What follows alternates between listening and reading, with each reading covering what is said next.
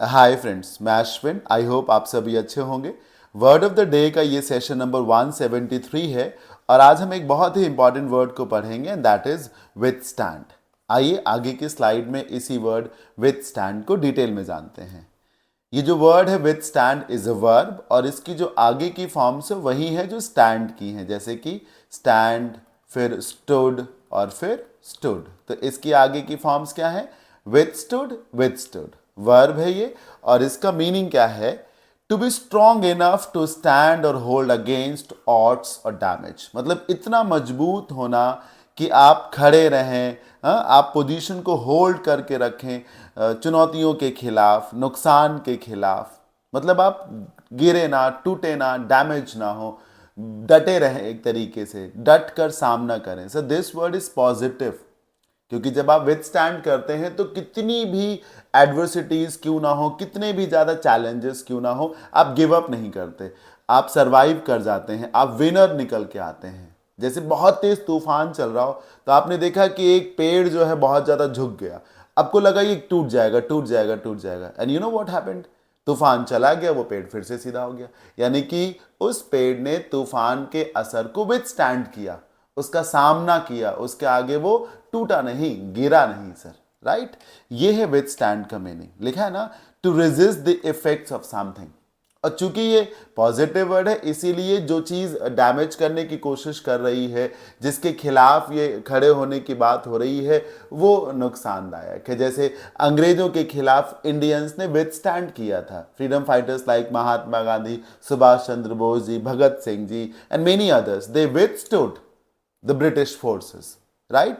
एक चीज और आपको समझनी है कि आप जब ना, चलिए उसको अभी कुछ देर बाद बताते हैं, इसका मीनिंग कैसे समझेंगे। देखिए, वेट स्टैंड को तो देख के लगता है कि किसी के साथ आप खड़े हैं, है ना? स्टैंड मतलब खड़े हैं, विद मतलब के साथ। तो किसी के साथ आप खड़े हैं तब तो सपोर्ट करना हो गया। लेकिन इसका ये मतलब नहीं कि किसी के साथ आप खड़े हैं, आप किसी के सामने खड़े हैं, लड़ने के लिए तैयार हैं, फेस करने के लिए तैयार हैं। ये है विथ स्टैंड का मीनिंग। तो मीनिंग को लेकर थोड़ा सा आपको केयरफुल होना, वरना आपको लगेगा कि विथ स्टैंड का मीनिंग सपोर्ट करना है, जबकि विथ स्टैंड का मीनिंग है अपोज करना, चैलेंज करना, कन्फ्रंट करना।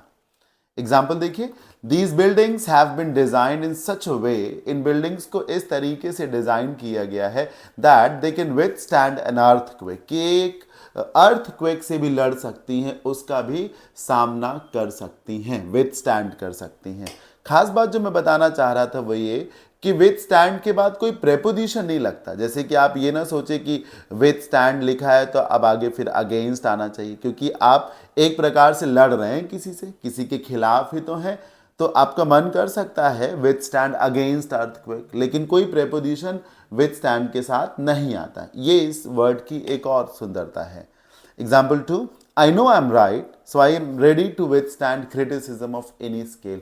मैं जानता हूं कि मैं सही हूं, इसलिए मैं किसी भी प्रकार की आलोचना से लड़ने को तैयार हूं, उसका डट कर सामना करने को तैयार हूं। This is called to withstand. Right?